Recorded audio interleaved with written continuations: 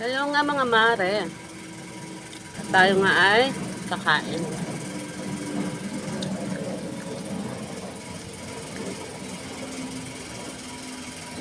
Ang ulam ko ay tamban. 1 week na to sa rep. Sa freezer. Paksiw. Umuwi kami ng Bicol hanggang ngayon nandiyan pa rin. Hindi nila kinain. Nung niluto ko to guys, ay 3 biraso lang ang nabawas. Tapos, hinayang naman akong itapon siya. Nilagay ko sa freezer.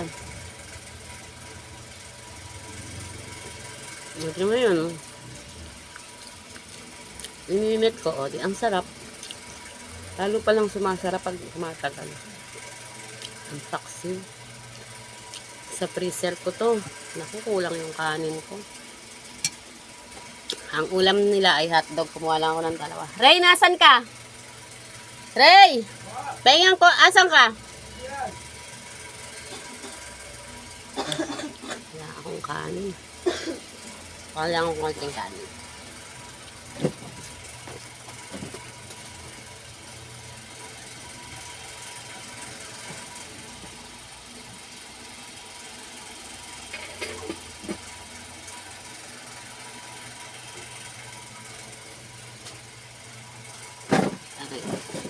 Aray!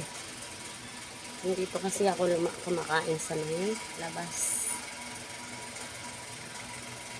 Garage. Garage sa... Kala mo mayaman. Garage. Garahe.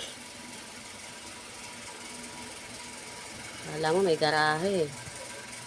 Maliit lang to ditong place namin guys. Pero pag lumipat kami sa Teresa, ba, malaki-laki na yung lupa na, malaki yung lupa namin doon.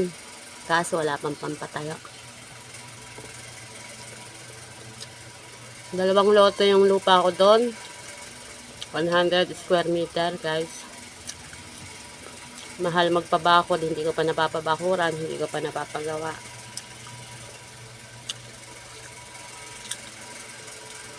Sana mapagawan. Dito sa pwesto namin, siksika na kami. Masyado na masikip. Kasi ang lalaki na nga ng mga anak ko.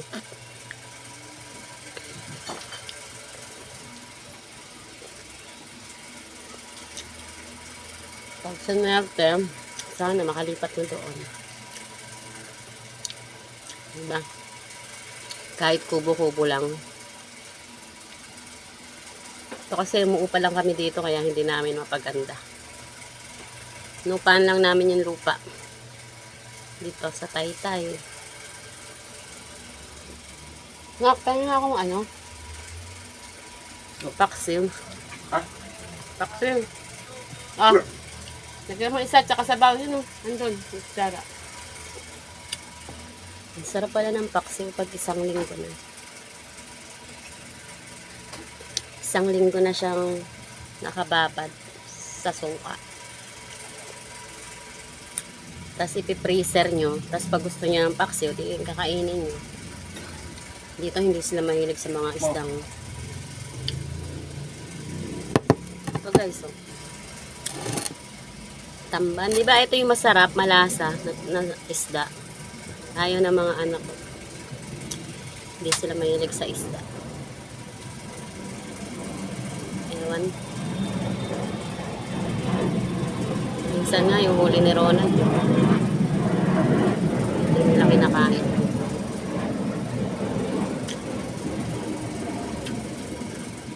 Pero pag nagkaubusan na ng pagkain sa Pinas, tsak yan, kakainin na nila yan. Ang galing, 1 week sa freezer. Mas sumarap.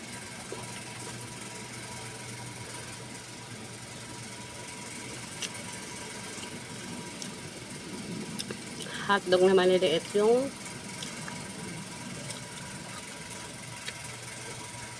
binili ko. Tignan mo, wala na naman akong kanin. Bakit? Maubos na naman. Ayan.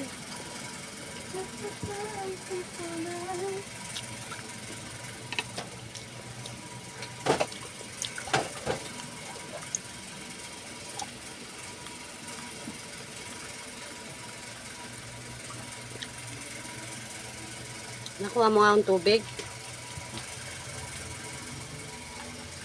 Luto ko ulit, ma.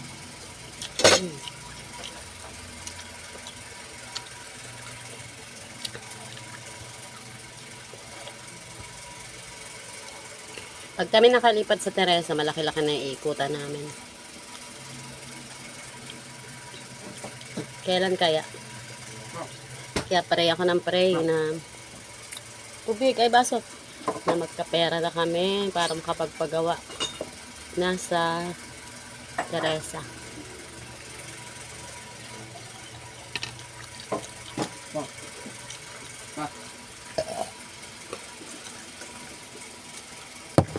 Pati si Rans hindi kumakain ng tinik.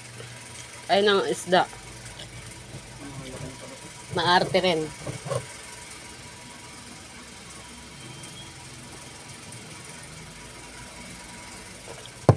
Yung aso ba namin, gusto rin masasarap na pagkain. Ayaw nyo ng mga isda. Gusto niya yung baboy, yung manok. Bakit? Yung sisirang.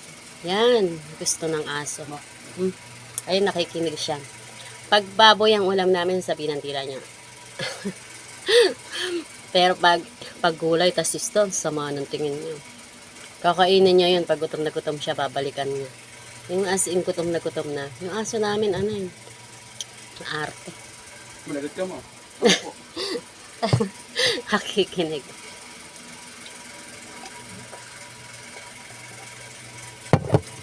Ayun nga, at nakatipid ako sa ulam. Hindi ako namalengke. Yung dating ulam ko ay paksiw na 1 week na sa freezer ay ininit ko lang. Ang sarap. Diba? Nakatipid ako ng 500 pesos sa isang ulam. Sa sila hotdog na lang. Tsaka sabaw. Yung mga junakis ko. Bye!